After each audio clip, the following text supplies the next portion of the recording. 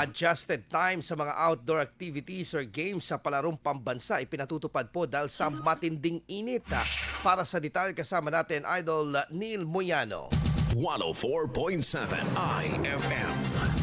Report!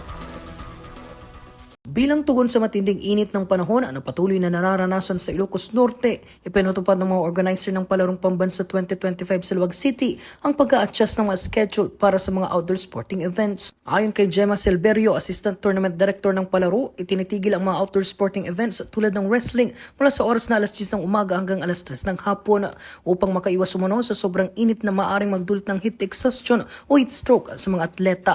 So meron tayong seeding ng ating oras between 7 to 10, tapos 4 to ahead, kung ano matapos. So, till today, so we have awarding ceremony, so we extend our time until 9 o'clock.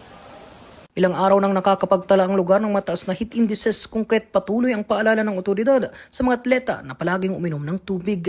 Patuloy naman ang monitoring ng health authorities sa kalusugan ng mga atleta na kabilang sa Palarong Pambansa. Para sa Palarong Pambansa Special Coverage mula rito sa Luwag City, Ilocos Norte, ito si Idol Neil Moyano, Tatak IFM.